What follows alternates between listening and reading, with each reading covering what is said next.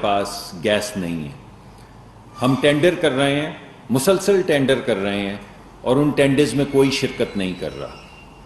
اس شرکت نہ کرنے کی وجہ یہ ہے کہ آج سے 2 سال پہلے ہمیں $4 کی گیس مل رہی تھی. $4 کی گیس کا مطلب ہے کہ اگر ہم ایک کارگو یا ایک شپ اگر گیس کی خریدیں تو وہ $12.5 ملین کی بنتی ہے. اب ہم یہ پچھلے 1 مہینے سے مسلسل ٹینڈر کر رہے ہیں. آج بھی ہم نے بے شمار ٹینڈر کھولے ہیں, مگر کوئی ٹینڈر نہیں کر رہا. اور جب کو بھولا بھٹکا ایک آدھا ٹینڈر آتا ہے تو وہ $40 کا آتا ہے. $40 کا مطلب ہے کہ $12.5 ملین کی جو گیس تھی وہ آج $138 ملین کی ہو چکی ہے. ارے بھائی چھوڑ دیں باقی باتیں, کوئی کرپشن کی بات نہیں کرتے, پرانی حکومت کی طرح الزام تراشی کا کوئی فائدہ نہیں. مگر کسی کو یہ تو سوچنا چاہیے تھا کہ پچھلی سردیوں میں گیس نہیں تھی, کم تھی گیس, تو یہاں پہ اس مرتبہ سردیاں آنی ہیں, اور ہمارے پاس اگر 3 یا 4 شپس یا 3 یا 4 کارگو خریدنے کی کیپیسٹی موجود ہے, وہ فیکٹریاں جس کو ہم ری گیسیفیکیشن پلانٹ کہتے ہیں, اگر ہم 12 جہازوں کی فیکٹری لگا چکے ہیں اور جانے سے پہلے 8-9 جہازوں کے ہم کانٹریکٹ کر گئے تھے, تو کیا 4 سال میں باقی 4-5 جہازوں کے کانٹریکٹ نہیں ہو سکتے تھے؟ ایک کانٹریکٹ کیا قطر کے ساتھ پچھلی حکومت نے, بڑا اچھا کانٹریکٹ کیا, مگر باقی جو 3 یا 4 اب رہتے ہیں جن کی وجہ سے ہمارے پاس گیس نہ ہوگی, یہ کیا کسی کی ذمہ داری نہیں تھی؟ بہرحال 2 چیزیں ہوئیں. ایک, جس گیس کی ہمیں ضرورت ہے وہ گیس موجود نہیں ہے. دوسرے, کیونکہ ہم نے لانگ ٹرم کانٹریکٹ نہیں کیے, نہ $4 پہ, نہ $6 پہ, نہ $8 پہ, نہ $12 پہ, نہ $16 پہ, آج $40 کی گیس مل رہی, تو کون اس کی قیمت چکائے گا؟ کون اٹھائے گا یہ بوجھ؟ یہی ملک کے لوگ, غریب لوگ جو ہیں, ان پہ یہ بوجھ ڈلے گا. یہ تمام چیزوں کے متعلق آج بڑی سیر حاصل ڈسکشن ہوئی, جس کے اندر ہم نے کچھ بنیادی طریقہ کار طے کیے کہ اگر ہمیں راشننگ کرنی ہے یا ہمیں ری پرائسنگ کرنی ہے تو وہ کیسے کرنی ہے. راشننگ کی ضرورت کے متعلق تو میں نے آپ کو بتا دیا کہ کیوں ہمیں ریشن کرنا پڑے گا گیس کو, کیونکہ گیس ہے نہیں, ہماری ضروریات زیادہ ہیں. ایک ایگزامپل کے طور پہ میں آپ کو بتاتا ہوں کہ SNGPL جو 2 صوبوں کو گیس فراہم کرتی ہے, 2 صوبوں کو, سرحد کو, خیبر پختونخوا کو اور پنجاب کو, اس کے پاس کل گیس بیچنے کے لیے جو ہمارے ویل ہیڈز میں سے نکلتی ہے, ہمارے اپنے کنوؤں میں سے نکلتی ہے, ہمارے اپنے ذخائر میں سے نکلتی ہے, وہ 670 MMCFD یعنی 670 ملین یونٹ ہے دن کی. سردیوں میں جو ہماری ضرورت ہے, اگر تمام پاکستان ان صوبوں کی فیکٹریاں بند کر دی جائیں, اگر تمام فرٹیلائزر کو بند کر دیا جائے, اگر تمام سیمنٹ کو بند کر دیا جائے, تو صرف گھروں کے اندر چولہا جلانے کے لیے جو ضرورت ہے وہ 1170 ملین کیوبک فٹ کی ہے. 1170 MMCFD کی ایوریج ڈیمانڈ ہے سردیوں میں, نومبر سے لے کر فروری تک. اور ہمارے پاس جو گیس موجود ہے وہ ہے 670 MMCFD. اور ہمارے جو بھی جن کی ذمہ داری تھی اس کا پلان کرنا, آج میں ان سے پوچھتا ہوں کہ وہ پلان کہاں ہے؟ وزارت میں تو نہیں ہے بھائی, وزارت میں تو نہیں ہے. نہ وہاں پہ کسی فائل میں وہ پلان موجود ہیں, نہ کسی سیکرٹری کے پاس ہیں, نہ ریگولیٹر کے پاس ہیں, کسی کے پاس پاکستان میں پلان نہیں. ایسا لگتا ہے جیسے ایک لاوارث ملک تھا جس میں کسی نے نہیں سوچا کہ سردیاں آئیں گی, گیس کی ضرورت ہوگی, گیس خریدنی ہے, کہاں سے آئے گی, کاہے آئے, کسی نے نہیں پلان کیا. ہم کوشش کر رہے ہیں, دن رات کوشش کر رہے ہیں. کل بھی ایک حکومت کا ایک آیا ہوا تھا ڈیلیگیشن, ان سے میں ملا ہوں, آج بھی ایک سے مل رہا ہوں. ہر حکومت کو ہم یہ کہہ رہے ہیں بھلے مہنگے صحیح آپ ہمارے ساتھ کوئی ٹرم کانٹریکٹ کر لیں 1-2 سال کا, تاکہ ہماری ضروریات جو ہیں وہ پوری ہوں. مگر جواب آگے سے یہی ملتا ہے کہ بھائی وہ سارے یورپین پچھلے سال کر رہے تھے کانٹریکٹ, آپ لوگ سوئے ہوئے تھے, آپ نے تو کوئی ہمارے ساتھ کانٹریکٹ نہیں کیا, ہمارے پاس کوئی نہیں آیا. اب جب چڑیاں چگ گئیں کھیت اور کھیت ہو گیا خالی, تو اب ہم ڈھونڈتے پھر رہے ہیں کہ کہیں 1 دانہ مل جائے, کہیں 2 دانے مل جائیں. تو میں کہنا صرف یہ چاہتا ہوں کہ دیکھیے ایسے ریاست نہیں چلتی, یہ ایک مناسب طریقہ نہیں ہے ریاست چلانے کا. اور ہم پوری کوشش کر رہے ہیں, اور دن رات وی ول لیو نو اسٹون انٹرنڈ. اور آپ بھی ہماری رہنمائی فرمائیں اگر آپ کو کچھ راستہ معلوم ہو تاکہ ہم گیس کا حصول کر سکیں اور لوگوں کو سہولیات جو ہیں وہ فراہم کر سکیں۔ دوسرا جو تحفہ ہمیں ملا ہے وہ یہ کہ جانے سے کچھ عرصہ پہلے، یعنی 4 سال خود رہے تو یہ نہیں کیا، جانے سے کچھ عرصہ پہلے یہ قانون بنا کے پچھلی حکومت چلی گئی کہ جو بھی اوگرا پرائس اسٹیبلش کرے گا باقی حکومت کے پاس اب کوئی حق نہیں رہ گیا کہ اس پرائس کو بدلا جا سکے۔ یعنی اس ملک کا قانون بن چکا ہے کہ جو بھی اوگرا کی ڈٹرمنیشن ہوگی، جو قیمت بھی اوگرا مقرر کرے گا وہی گیس کی قیمت ہوگی۔ اب ہم پچھلے 2-3 ہفتے سے لگے ہوئے ہیں کہ اوگرا نے جو نئی قیمت بتائی ہے جو پچھلے سال کی قیمتوں سے کہیں زیادہ ہے، کیونکہ 2 سال سے تو قیمتیں بڑھائی نہیں، تو اب ہم کیسے اس کو آگے بڑھائیں، قانون کی وائلیشن کریں، کیا کریں، کیسے لوگوں کو ریلیف دیں؟ تو آج ہم نے جو پرنسپل پیش کیا ہے وہ میں آپ کے سامنے پیش کرنا چاہتا ہوں۔ پرنسپل ہم نے یہ پیش کیا ہے جس کی آبویسلی ابھی ہم نے کابینہ سے رہنمائی بھی لینی ہے، اور یہ فیصلہ کابینہ کا ہے، یہ فیصلہ وزیر اعظم اور کابینہ کا ہوگا، لیکن ہمارے منسٹری نے یہ فریم ورک دیا ہے کہ پاکستان کے 50% لوگ، یعنی غریب لوگ، 50% نہیں صرف لوگ، پاکستان کے 50% غریب ترین لوگ جو ہیں ان کے اوپر قیمت نہ بڑھائی جائے، یہ ہم تجویز لے کر جائیں گے۔ میں آپ سے آج وعدہ نہیں کر سکتا کہ یہ تجویز قبول ہوگی، کیونکہ یہ تو ہماری تو تجاویز ہوتی ہیں، اس کے بعد اس کو قبول کرنا ہوتا ہے، پھر کابینہ نے ماننا ہوتا ہے، پھر سائن ہوتے ہیں، لیکن ہماری تجویز یہ ہے کہ پاکستان کے غریب ترین لوگوں کو بچایا جائے، اور پاکستان کے غریب ترین لوگ جو ہیں ان کے اوپر کوئی اضافی بوجھ نہیں ڈالا جائے۔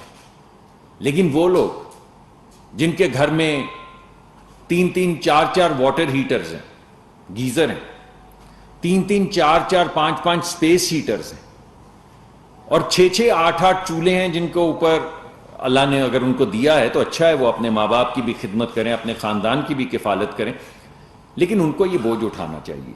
ہمارے خیال میں یہ تجاویز ہم لے کر آئیں گے کہ اضافت کا جو بوجھ ہے وہ امیر لوگ اٹھائیں، اضافت کا وہ بوجھ غریب لوگ نہ اٹھائیں۔ یہ تجویز ہم لے کابینہ کے پاس جائیں گے انشاءاللہ، اور ہمیں قوی امید ہے کہ کابینہ اس تجویز کو مانے گی، مگر یہ ہے ہماری تجویز۔ ہماری تجویز یہ ہے کہ یہ کیا ملک ہے، یہ کیسا انصاف ہے جہاں پہ غریب ترین لوگ جو ہیں وہ ایل پی جی سے اپنے گھر کے چولہے جلاتے ہیں۔ ایل پی جی کی قیمت 5 گنا زیادہ ہے، جو گیس کی قیمت آپ کو چولہے میں ملتی ہے وہ 5 گنا زیادہ قیمت ہے۔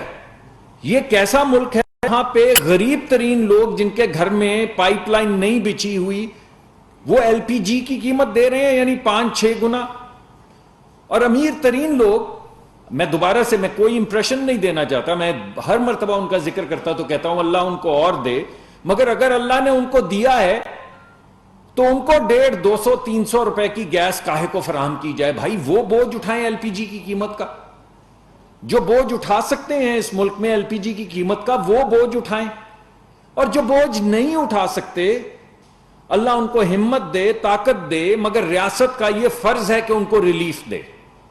تو ہماری تجویز یہ ہوگی آنے والے وقت میں کچھ ہفتوں میں جب ہم سامنے یہ لے کر جائیں گے کہ غریب آدمی کو بچایا جائے۔ انشاءاللہ اگر اللہ نے ہمیں کامیابی دی تو ایک دن آپ کو شام کو یہ خبر سنائیں گے کہ ہم نے کیسے غریب آدمی کو بچانے کی کوشش کی، کس کس سیگمنٹ کو بچا پائے وغیرہ وغیرہ۔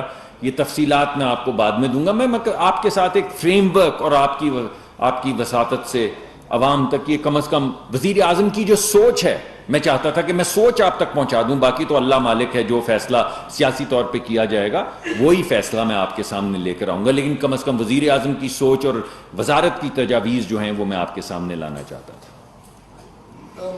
جی میں ابھی اگر اجازت ہو تو میں بات مکمل کروں، ورنہ میں دیکھیے نہیں کوئی بات نہیں۔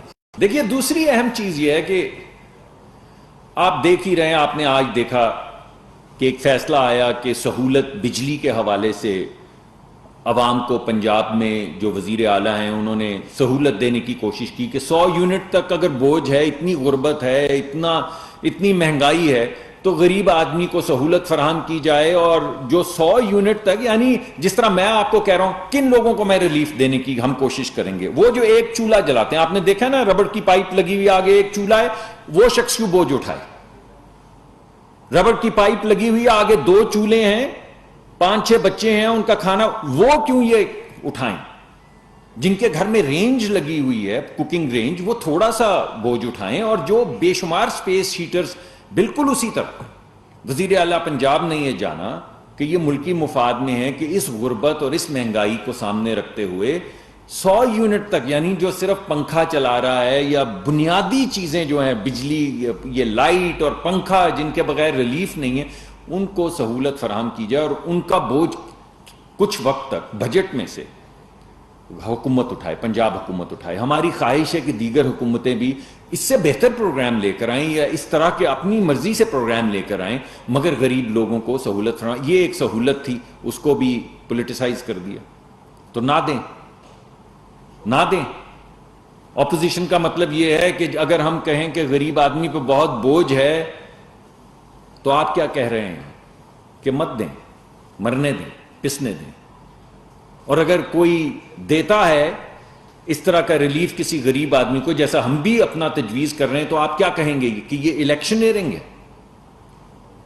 تو میں یہ آپ کے سامنے پیش کرنا چاہتا ہوں کہ یہ جو چیزیں ہم آپ کے سامنے لانے کی کوشش کر رہے ہیں، اس کے علاوہ سیاست کا کوئی مقصد نہیں ہے. سیاست کا مقصد یہ نہیں کہ فلاں غدار ہے، سیاست کا مقصد یہ نہیں کہ فلاں جو ہے اس کا ووٹ کاؤنٹ نہیں کرے گا، اس کو باہر نکال دو. یہ کوئی سیاست نہیں ہے کہ روس یہ کر رہا ہے اور چین یہ کر رہا ہے. غریب آدمی کی زندگی ہے سیاست. سیاست کا ایک ہی محور اور ایک ہی مرکز ہونا چاہیے، اور وہ یہ ہے کہ آپ اس ملک میں رہنے والے لوگوں کی خدمت کیسے کر سکتے ہیں. تو یہ جو آپ نے تمام سیاست کو ریڈیوس کر دیا ہے کہ کس کے پاس طاقت ہے، کون کس کو گرائے گا، کون 1 پیج پہ 2 پیج، یار یہ نہیں ہے صرف سیاست. سیاست کو بین الاقوامی سازش نہیں ہے. سیاست ایک ملک ہے جس میں غریب لوگ رہتے ہیں، اور سیاست کرنے کا ایک ہی مقصد ہے، اور وہ ہے کہ ان غریب تو خام تیل تو کنویں سے نکلتا ہے، اس کی قیمت تو نیچے آ رہی ہے، مگر ریفائننگ کیپیسٹی جو ہے دنیا میں وہ اتنی زیادہ نہیں رہی. بالخصوص یورپ نے کوئی نئی ریفائنری نہیں لگائی، کچھ ریفائنریز روس نے خرید لی تھیں. تو جس رفتار سے خام تیل کی قیمت نیچے آ رہی، اس رفتار سے نہیں نیچے آئی ریفائنڈ پروڈکٹس کی، جس کو ریفائنڈ پروڈکٹس کا مطلب ڈیزل اور پیٹرول کی قیمتیں، کیروسین کی قیمتیں. مگر نیچے آئیں گی، یہ ہو نہیں سکتا کہ خام تیل نیچے آئے اور ریفائنڈ پروڈکٹس نیچے نہیں آئیں. تو 1-2-4 دن کا جھکاؤ یا ڈیلے تو ہو سکتا ہے، مگر یہ تو گریوٹی کی طرح ہے. آپ نے بوتل نیچے پھینکی تو نیچے گرے گی. اگر خام تیل نیچے آیا تو ریفائنڈ پروڈکٹ نیچے آئے گی، اور انشاءاللہ اس کی سہولت عوام تک پہنچے گی.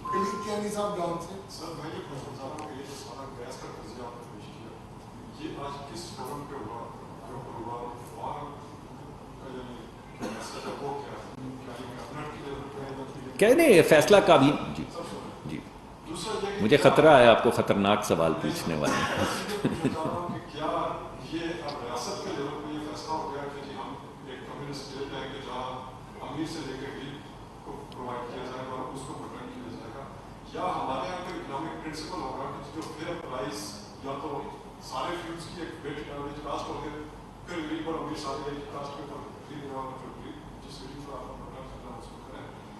یا تو ہم آؤٹ آف باکس کوئی چیز سوچ رہے صرف اس لیے کہ جی ہم کو اگلے 2 سال کے لیے یہ جو مڈل کلاس ہے اور جو اس سے تھوڑی اپر مڈل کلاس ہے اس کا اتنا بڑا کاٹنے کا اگلے 2 سال میں اس کو پھر ہم پروٹیکٹ کرنے کے لیے مزید ایلوکیشن نہیں. یہ میں نے تو آپ کے سامنے کوئی کمیونسٹ ایجنڈا نہیں رکھا، کوئی نیشنلائزیشن کی بات نہیں کی، کوئی اسٹیٹ اونڈ انٹرپرائزز. ہم تو اسٹیٹ اونڈ انٹرپرائزز سے چھٹکارا چاہتے ہیں. ہفتے میں 3 دفعہ تو میٹنگ کرتے ہیں کہ یہ 500-600 ارب کا خسارہ جو اسٹیٹ اونڈ انٹرپرائزز کرتی ہیں، اور جو آپ کو سامنے ہم نہیں لاتے کہ وہ جو 500-600 ارب کا تو یہ خسارہ ہے، اور پھر 700-800 ارب کی وہ گارنٹیز اور لونز ہیں جو حکومت ہر سال وعدہ کرتی ہے اور گارنٹی کرتی ہے. تو وہ آپ خسارہ اصل میں دیکھیں تو آپ کے ہوش اڑ جائیں. تو ہم تو ان سے چھٹکارا چاہ رہے ہیں. تو کیسی کمیونسٹ یا سوشلسٹ ہوگی یہ حکومت جو یہ سوچ رہی ہو کہ یہ نقصان جو غریب آدمی اپنے ٹیکس سے اٹھاتا ہے یہ نہ اٹھایا جائے. تو نہیں، یہ کوئی کمیونسٹ اسٹیٹ نہیں ہے.